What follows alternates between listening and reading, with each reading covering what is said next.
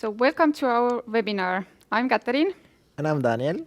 We are going to talk about why and how to build up your personal branding with Peep Laja. But before we go into the topic, the webinar is hosted by Talent Hub, and Talent Hub is a recruitment agency that builds winning teams for high growth startups by finding talented people to your teams. We create a lot of content related with growing your business and company. So if you're interested, go and like our LinkedIn page. Yes, but not just that. We are also helping startups to build their employer brand because for us, employer branding is also like the personal branding of startups. So that's why this topic makes a lot of sense for us today. But let's get into our today's guest, which is Peep, who is multi-time founder and Estonia's most famous digital marketer. Having built a LinkedIn community of 57,000 people, I mean, that's already amazing. And he knows something or two about establishing an online presence. Bev has advised several startups and companies, guiding them into mastering the art of storytelling, positioning, and messaging. Yes, so before jumping into the questions that we have prepared for Pep, I will maybe just give you a very brief explanation of what do we aim to have today in our webinar. So we want to talk about why is it important to build a personal brand. We also want to talk about why should founders focus on this, and most importantly, how to begin our personal branding journeys. So I think are we ready to start? Yeah, let's start. Super excited to have you here, Pep. The pleasure is all mine. So let's start with why it's important to build a personal brand for yourself. Why you are doing it? To be famous, and not just to to get a lot of likes and the ego tickle, but so I'm a bootstrap startup founder, and so that means it cannot outspend the market to gain a market share, visibility, all those things. So I need to use something else. And personal brand just gives me reach and visibility, which also gives reach and visibility to my business. My organic content drives more than half the pipeline for my business, so there's clear business impact. And also, if you think about big businesses, think about like Apple or Tesla, right? Like there's a visible CEO, visible founder. When Jobs was alive, was a legend, right? Same with Bill Gates when he was still around at Microsoft. So we can see how a visible human tied to a business just makes it more real, gives it an extra oomph, right? Like nobody talks about the CEO of Chevrolet or Mazda. Like nobody has any clue who those people are. So they're, and hence Mazda gets less word of mouth. Whereas like everybody's talking about Elon, whether it's positive or negative, that's another thing. But like he's in the picture. So that's the same idea. Like if you have a personal brand, you're in the picture. You're in the conversation. Yeah, but you can also do like branding without the personal branding. Yeah, like you can be a master as well, but having a founder and building the brand for yourself. What is the advantage in a bigger scale? What it gives to you? Because it requires a lot of work. It's not a this versus that. It's not like you have to choose. Do I build my company brand or personal brand? I mean, that's a false choice, right? Like you can do both. It is just much easier to build a brand as a human being much faster. Because what is a brand? A brand is reputation. A brand is an empty vessel. So let's say like Nike when they were founded in the 70s with their swoosh, like in the beginning had no meaning, no associations with what is Nike. And over time, over decades, it's been filled with meaning, what it stands for. It's the same idea. And I think humans like to follow humans more than anonymous companies. And so it's easier and faster to fill the vessel of your personal brand than it is, for a company. Okay, but what are key components of a strong personal brand as a founder?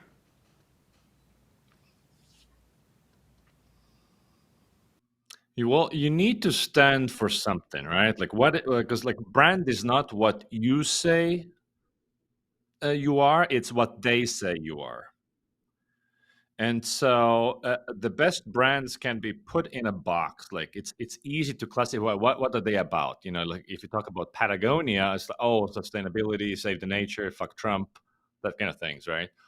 And so for your personal brand, it's also like you gotta be associated with an idea.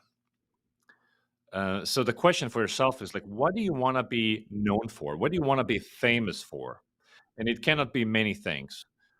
So the narrower it is, the better. Once you're well known, like everybody knows who you are, you can expand out and be more things. So, like case in point, let's take Tim Ferriss. He wrote that 4-hour work week, and was famous for that. You know, life hacking, business hacking. Now he's much more than that, right? Because he's written all these different books and then podcasting for years.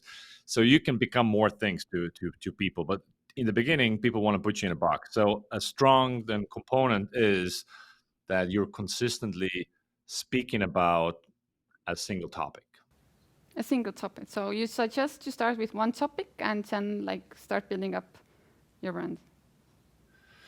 Well, I mean, what is your goal of a brand? If you just want to be famous and you take selfies and here I am eating breakfast and here I am on the beach. I mean, you just want to be beautiful or whatever. Like, I mean, maybe that's fine as well. Like, if you want to be just an Instagram celebrity or something.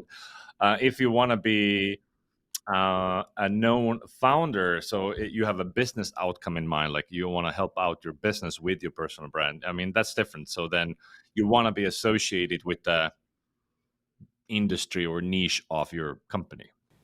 Mhm. But what are the common mistakes what founders are doing when they're building up their personal brand? Well, the biggest mistake is not doing it at all proactively. You're just you're just hoping that it will miraculously happen. So not being proactive and active about it.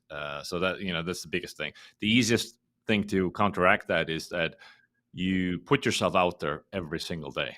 You're every single day you're active on social. You go on all the podcasts that will have you. You speak at all the events that will have you. Just putting yourself out there. Number one thing.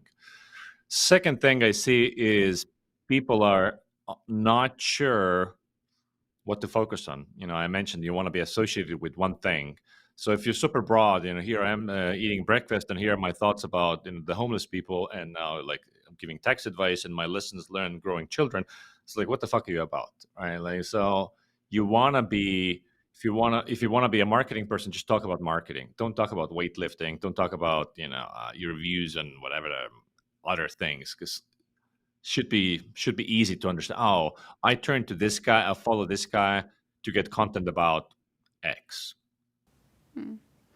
But it seems like you mentioned that you have to do it every day. It's a time consuming. All the founders, they have the busy people. They have tons of things to do. So how to find the time or how to create the strategy and system behind that? In my experience, um, people who are content creators are already creating content. And it's hard, and some people just cannot put a sentence together. Like if I need to write something, it's like takes 4 hours to write two sentences. And so maybe writing is not the thing. So first step is like you need to figure out what is easy for you. Is it to write? Is it to do audio, video content? And maybe you're just not capable, and then it's a distraction and a waste of time if you just don't have it in you. So you gotta have a content creator in you. Otherwise, it's just pain. So that's one thing. Time wise, I mean, for me to write a daily LinkedIn post or a tweet, I mean, how long do you think it takes? I mean, 10 minutes. Like, who doesn't have 10 minutes per day? Like, so the hardest part about writing is the idea of like what do I want to write about? But you can brainstorm a lot in advance. the easiest thing to start with is, okay, looking back at my career, let's say it's about marketing or HR or recruitment, what are the 20 lessons learned? What am I like if I had to pass down wisdom to my younger self 5 years ago? What would I say? Boom! Now you have like 20 days of worth of content. Then it's like, what are the 20 mistakes I've made when it comes to, let's say, recruitment or whatever. Same, another 20 days. No, it's not hard at all. Yeah. And I mean, I think you already started talking basically about how to build routines and habits, right? So, like, this is basically about getting the habit of saying, every day I will take 10 minutes, I will consider what happened in my career, maybe what are things that I need to highlight, and then based on that, start building up my own reputation. But as Catherine mentioned, maybe when you think about back then when you were starting just your journey for employer for personal branding and also for your own Mhm. startup, what were maybe the tools or what were maybe like the tactics that you were using to actually ensure that this became a habit? Because building habits is something quite difficult sometimes. So do you have any advice maybe for people that is just starting in how to do it or what kind of tools can they use? For me, I started doing this back in the era when blogs were still, much bigger thing than social. So I was writing blog posts, usually two a week or so, and it took me like 16 hours per blog post. The mantra for me back then was, I need to blog like my life depended on it, or like the life of my business. So like if I did not blog, I did not build business. So it's a mindset, it's a mentality. So first you need to understand the why. Why are you doing this? Now, if you have infinite amount of money, like sure you can just buy ads and buy reach, but who has that? Like I mean, that's a luxury for the select few.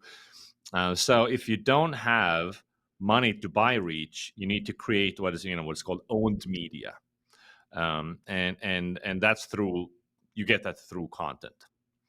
People want to follow you for something, and so that means that just posting is not enough because everybody can post crap every single day. So just doing something every single day is not good enough. So start with why, like justify for yourself, why are you doing this? And for me, it was like I cannot buy reach, so I need to create reach.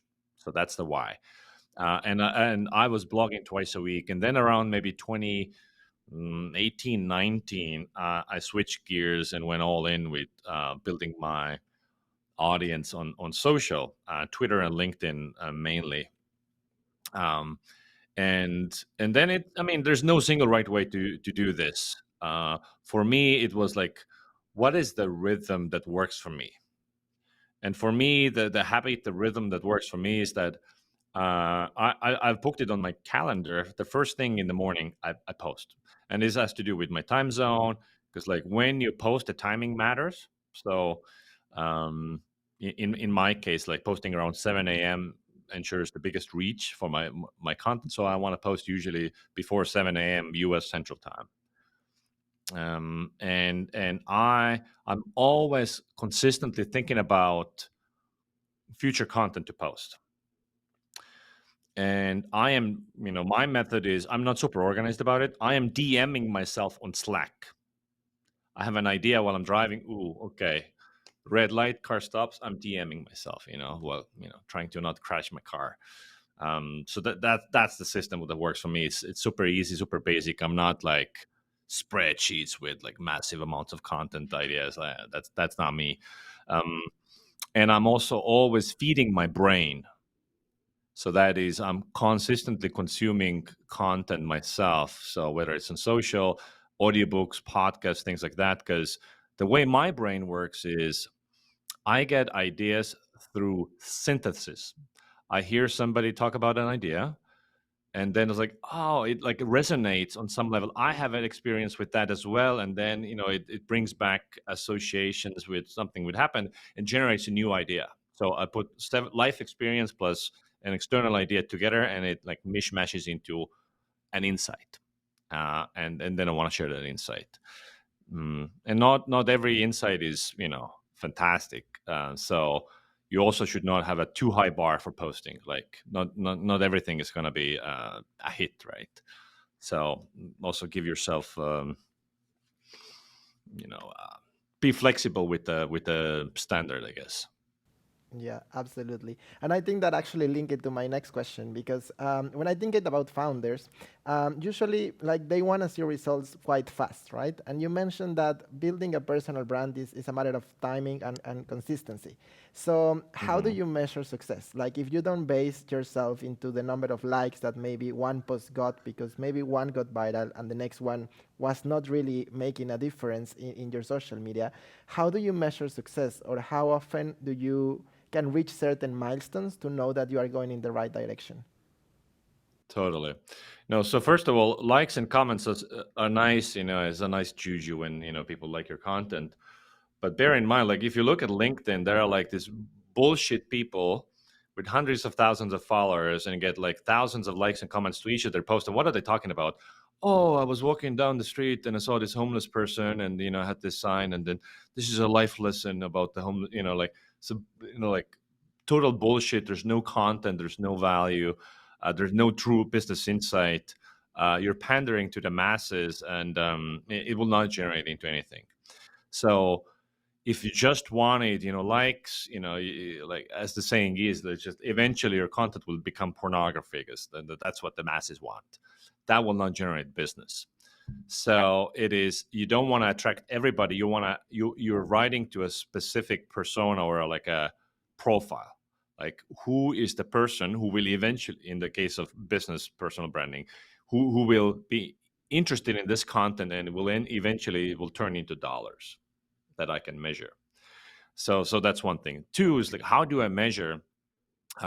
It's not like I post content and then I have UTM links to my something and then I see money coming out the other end.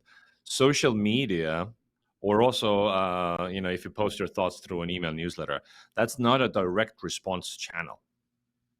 What you're doing there, you're building up mental availability. And what that means is that mental availability is being thought of by category buyers in buying situations.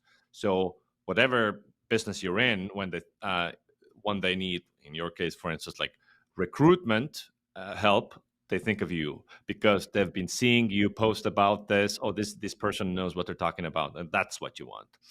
And so, how do you measure that it's working? Is two ways. How many podcast invites do you get? How many conference invites do you get? How many people turn to you for consulting? So that's like one. Like your people perceive you as an expert and they want to hear more about it. They think you have interesting things to say. Uh, on a business level, you want to do self-reported attribution. So when they're signing up for a thing, have a form. How'd you hear about us? And it should be open-ended, no pre-filled options. They type in how they hear about you. So as I said, in the case of winter, like 50% of people say Peep Laja. You know, that's how they heard about our business, and that's I'm on LinkedIn, I'm on Twitter. So Okay. And talking about channels, because you just mentioned LinkedIn and Twitter as two different options, right? Like nowadays, I think we have literally many different channels that you can build a personal brand, and it's very different how you maybe communicate yourself mhm. in Instagram or how you do it in LinkedIn and how you do it probably in any other kind of networking events.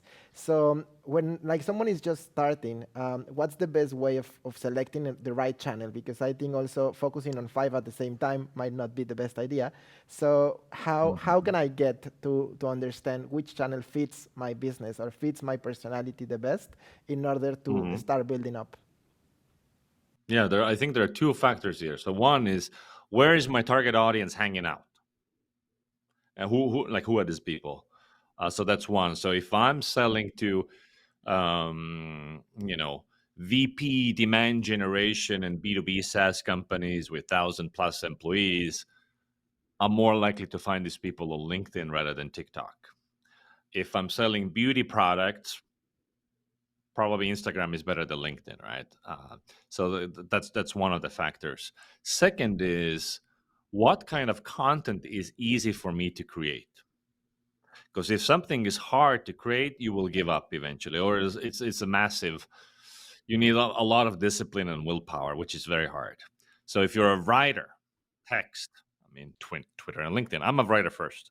I mean, I don't mind being on camera at all, but I'm a writer first. If you're purely visual, well, YouTube Shorts, TikTok, Instagram, so that's another consideration. Mm-hmm.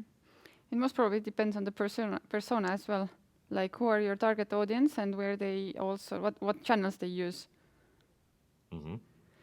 Yeah, so and obviously you could be on all of those channels, because you just that it will just be a little bit more time consuming. And also for some mediums, let's say Twitter and LinkedIn, you can post the same exact content, whereas like how you format your video on TikTok, for instance, I mean, it's a different level of editing that is needed, in terms of also how long it is, like, so it becomes more involved. And of course, there's a ton of agencies out there who specialize in repurposing your content for all of these different mediums. They slice and edit your videos to differently for YouTube Shorts or TikTok. So you could go down that route. Okay, yeah, that's very cool. And I remember once I was in a conference and I was also attending a personal branding workshop, and someone said that basically you shouldn't be afraid to be the most visible person in the room, right? So you should maybe always try to wear this jacket that it's very colorful or that it's like basically catching the attention of people. So when it comes to personal branding, what do you think is the best way to go? Basically, like being honest to your roots and your own personality and then trying to build on that, or build maybe the character you want to be or the character you want to be perceived as, and then try to build up your brand upon who you want to be or who you are at the moment. Mm-hmm. Well, I think both ways can work. So it's rather, what do you feel comfortable doing, and where can you have consistency? Because everything takes consistency. The wearing a yellow suit, like peacocking, that you referred to, I mean, can be very effective if your brand is maybe fashion, or like what are the things you want to associate with your brand. And if I want to be perceived as an expert at something, I mean, wearing funny outfits is probably not gonna, is not needed, is a distraction. Now when it comes to also creating content online, um, being controversial and having spicy takes absolutely works. So one thing I've learned about posting content is that nobody wants weak opinions. People want strong opinions. You need to emphasize to make a point. So, like, a weak way to say something is, sometimes when people are unmotivated, or they don't like their work, or the other conditions, they suck at their performance. And so a lot of employees are like mediocre because of these before mentioned reasons. That's a weak as, nobody wants to hear that. If you say a short sentence, say, most people are mediocre. Boom. Oh, wow. They're going to argue with you. And of course, everybody who argues with you online, this is the internet, they will argue with you. They're giving you reach. The more people disagree with you and comment on your shit, the more famous you will become. So you want to have strong opinions. And of course, you don't want to be, like a asshole. I guess many assholes are actually famous, so maybe you want to be an asshole. So you got to think about those things. But I'm phrasing, whenever I'm posting content, I want to phrase it in a way that's it's a strong opinion. And of course, there are edge cases where what I say does not apply. But this is the internet. It's not Wikipedia where I have to say, well, it depends. Like, of course it depends, but nobody wants to hear that. That's boring content. The content that works is, strong opinion. It's a narrow point of view. Mm-hmm. I know that you wanted to, like, your goal when you started was to be the best in the world in one specific field, and you were really aggressive of, writing the blog post, everything, but also getting into be present in conferences, like everywhere, podcasts. So you were reaching out to people. Now everyone is asking you, but before it was the other way. So how did you do that? Maybe you can share some of the tips what to do offline of this social media. Absolutely. So this is a playbook that I have done, implemented 3 times now. So first of all, decide what do you want to be famous for. So in 2011, I decided that I want to be famous for conversion optimization experimentation. That's the field, and I decided that I want to be, not just famous. I want to be one of the best known people in the field. And I had 0 followers. Nobody knew how who I was, all this stuff. So first of all, put yourself out there. Something that I mentioned. You start creating content. All right. You need to have interesting things to say, interesting ideas.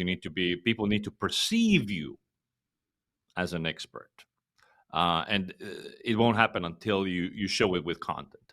So also I put a lot of care into like that, make sure the content is the best in the world content that's ever been written about a topic, to the best of my abilities. So because if I look back now to some of my content, I'm like cringing a little bit.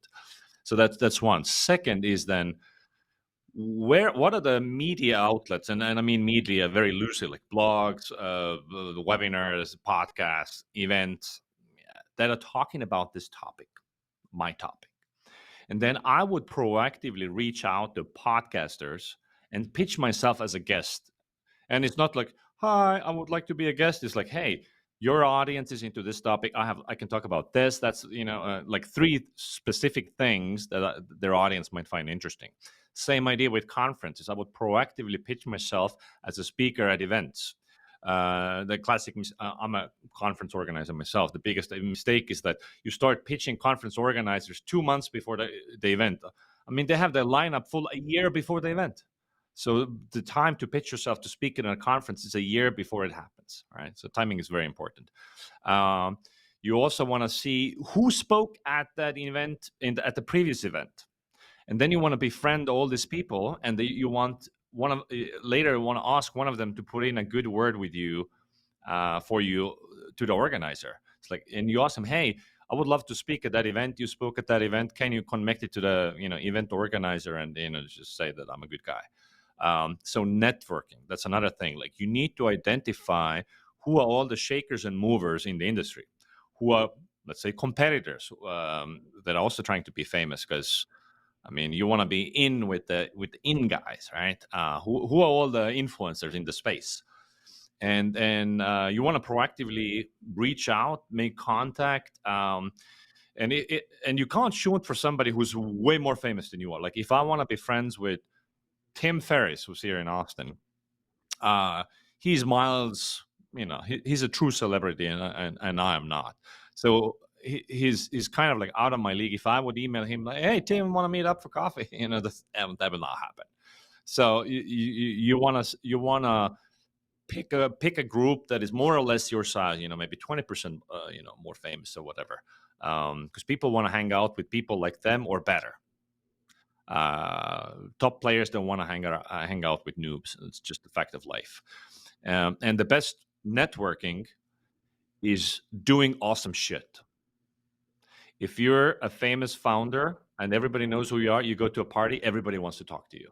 That's just the fact of life. So that's another thing about networking, is it's not just you talking to people, is your reputation needs to precede you. So that's you doing awesome shit, being on social media, active on social media. So I literally made a list of people that I need to meet. And of course, if you go and attend conferences, whether a speaker or an attendee, you can network and meet all those speakers. Everybody's a human being. Everybody's shy. Half the people are introverts. They want to be talked to. They're feeling awkward too. They don't want to approach people. If somebody approaches them, they're like, oh, fine, somebody's talking to me. So yeah. And I also analyzed what are the top people in the industry doing. Like if I want to be more famous than these guys, like what are these? Oh, this guy has a conference. I'll throw a conference. This guy has a podcast. I'll do a podcast. This guy wrote a book. I'll do a book. This guy creates original frameworks. I'll create original frameworks. And then I did all those things. And so 5 years after I decided to become famous in conversion optimization, I was named as the most famous guy in the whole space, and the community leader, because I was bringing everybody together to my conferences, 2 conferences a year in the space. Yeah, so that's one example. And then later I did it again when now in the winter space, using the exact same playbook, but a different target audience, like product marketing people. I mean, with the content and with writing especially, it's we all follow people in LinkedIn and we see what everyone's writing and it's super exciting. And sometimes when you start writing, it's like, I mean, it's not original anymore. You feel that it's not original. So how to overcome those situations and you have this writer's block or you don't feel that it's strong enough or original enough? Yeah. I mean, that's a legit and valid and very common hesitation. So you just gotta get over it. So yeah, there's nothing new under the sun, said a guy 2,000 years ago, right? So that's just a fact of life. So the water is wet, sun is hot. People have said it before. It's not important. Add as much personal experience and personal point of view on top of it as possible. So it's it can be a truism, like obvious truth, and then you just add a story. Well, this happened to me last week. I was talking to somebody, and blah blah blah blah blah. Already you've tailored, you personalized the content. The content that works the best on social is always a personal story. You pick up any storytelling book, they'll give you like 100 facts about how our brains are hardwired to listen to stories. They're engaging, blah blah blah. We said around the fire 10,000 years ago already, listening to stories. It still works. If you want to be a good storyteller, the only book worth reading is called Story Worthy. Every other storytelling book is garbage. um, that's just an aside. So yeah, mix your truths in with your personal experiences, and you have original content. Nice. And maybe coming back to what you were saying about like putting yourself in the picture, right? And going to do Mhm. networking and everything. If you could give two or three advices of what a perfect like elevator pitch in a sense of your person should have, what are maybe the three things you should definitely mention when you're trying to go into these introductions or into those networking events? What are things that you must say about yourself? Mhm. You don't say anything about yourself. Nobody wants to hear a pitch, certainly no elevator pitch. You're just a cool, normal person. And what people like to hear the most? Questions about them. You're interested in them and them only. And then after they've asked, answered 10 questions you've asked about them, they'll show interest in you. Oh, well, by the way, who are you and what do you do? And, so you don't need a pitch. I mean, you need a concise way to say what you do. I mean, that's not hard. But the networking is about being a normal human being. It helps if you like to drink a little bit. I used to be a smoker. Smoking corner, the best networking at any event. Or like just you're just a human with flaws, right? Um, so another thing is like as I said, most people are also feeling awkward talking to strangers. So if you do this heavy lifting and you initiate conversation, you invite them to things, it's already so much easier. So another thing that I've been doing consistently since being complete nobody, I would attend a conference, and then before the conference begins, I invite a dinner, a pre-conference dinner. I book a table for 6 or 8 or 10 at a restaurant, and then I invite the speakers or anybody else who I know that is attending for this dinner. Private dinner. Every single person wants to be invited to a private dinner with cool people. The acceptance rate is like 99%. If they know that it's not going to be any pitching, a product presentation, nobody wants that. It's just a conversation with wine and food, right? And now if you're inviting, suddenly you're in a position of power. You're the host. Everybody wants to be in your good, like everybody wants to be liked by you. You gain power by being a nobody, by throwing events. And then read the book, Never Eat Alone. It's a blueprint for how to throw dinner parties. I make a point to meet two strangers every single week, in person. I live in Austin. It's a pretty big city, so it's not too hard to invite somebody for lunch. But everybody's got to eat. So even if you network in your own town, you can meet a lot of people, like 2 new people per week. What do we have? 50 something weeks per year. I mean, you can meet a lot of people. And then the more people that know you, like you, and know what you do, the more word of mouth you get, the more famous you are, the more business you get. Is it possible to actually hire someone to do your personal branding? I don't think so, man. I mean, only in the case that you're If we hire already you, famous. if I hire you, No, you can't hire me. I mean, if you're like Tony Robbins and you've written, 17 books and you have like hours of recorded conference, talks and whatever, yeah, Tony Robbins is not posting on social himself. Like he has a team that is just picking what he's already said and just posting it, right? That it can work then if you have a team amplifying your pre-existing content. If you're just starting out and you have no content, I mean, no, it's not really possible. Or if it were possible, the way it would work is that somebody, let's call it your social media manager or your personal brand manager, interviews you for hours and hours and hours, gets all your thoughts and whatever out of you, and everything is filmed as well, and then repurposes that to tweets, LinkedIn posts, video content. Theoretically, it's possible, but the content the thoughts need to be original. Like you can't hire, like, just please write some thought leadership shit for me. Thanks, man. Doesn't work. but using chat GPT? Well, if you want to be branded as an idiot, for sure, yeah. I mean, ChatGPT only produces mediocre crap.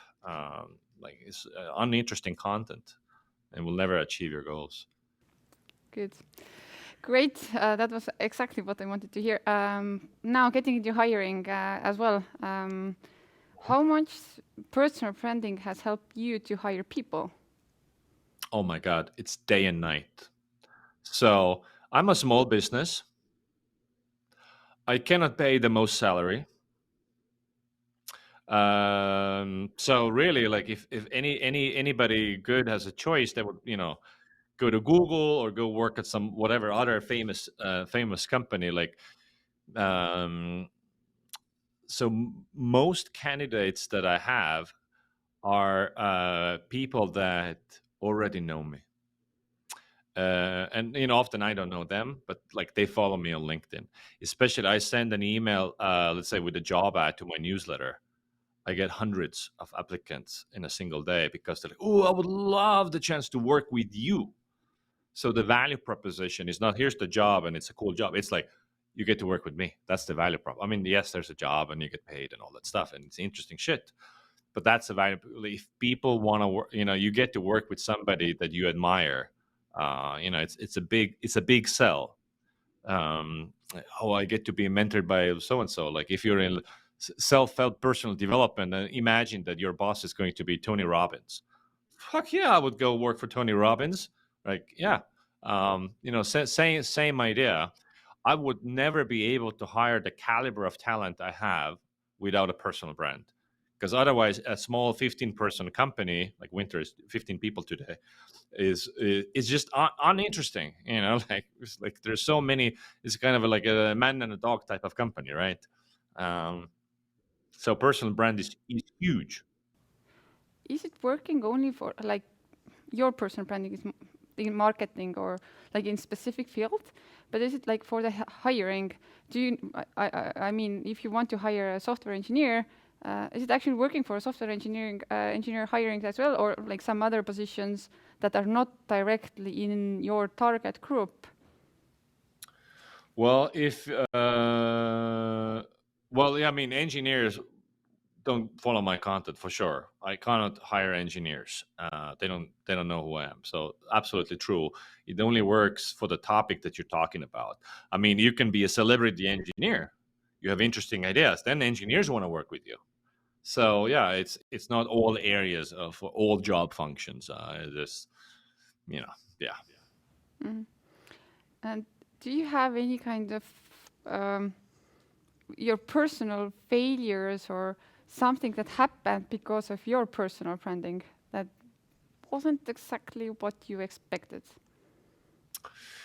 I mean, if you put yourself out there,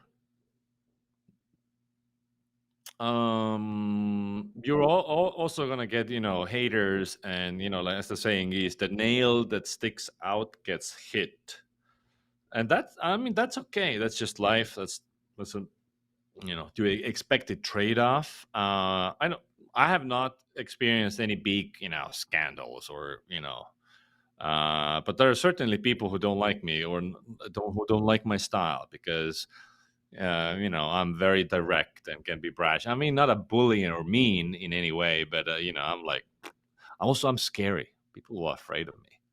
So the people who, let's say, for employer branding reasons, like, some people don't want to work for me because I'm scary, right? So I'm maybe losing out on some talent, but you gotta be a polarizing brand in a way. Like, if you also repel certain people, you're doing a great job.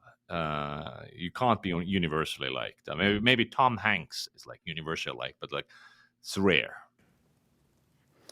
Who are the people you follow and you want to like mm, be around with? Like whose personal branding is impressing you? Hmm. Well, my number one virtual mentor is Jason Lemkin. You know, he talks about the topics that I'm interested in.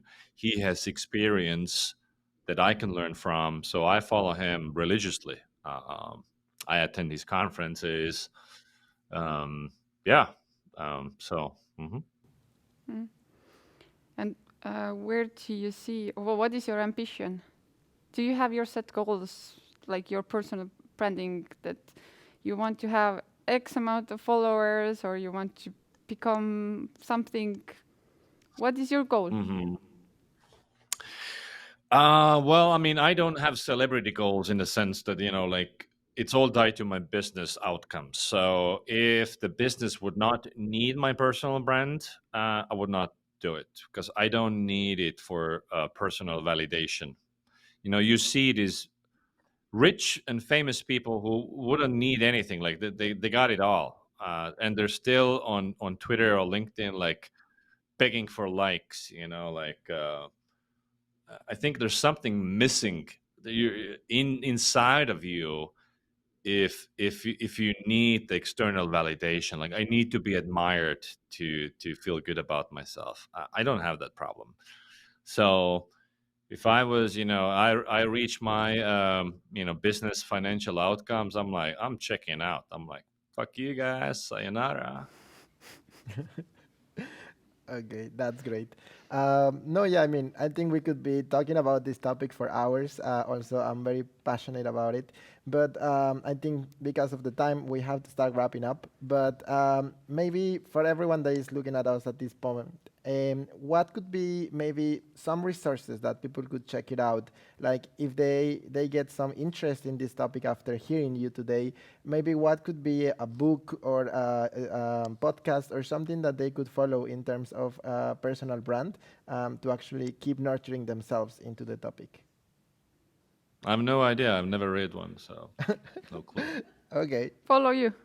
then they can follow you. Well, I don't That's talk about personal branding, but like, yeah, if you want to see somebody who's consistently doing it, I mean, I'm posting consistently. You can check my hero, Jason Lemkin. He's consistently posting interesting stuff across mediums. So the main thing is just consistency, and time. It's not like you do a heavy sprint of 2 weeks and then it's crickets. No, no, no. Year one, nothing will happen. That's the baseline expectation.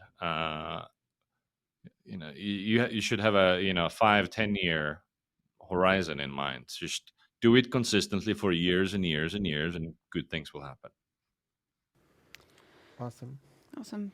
So yes, super thankful.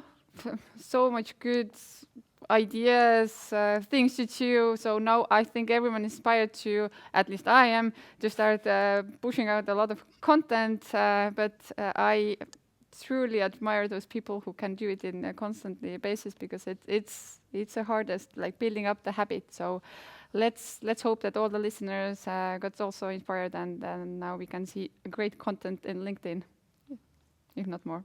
So thank you. Yeah, my pleasure, guys. Thank you for having me.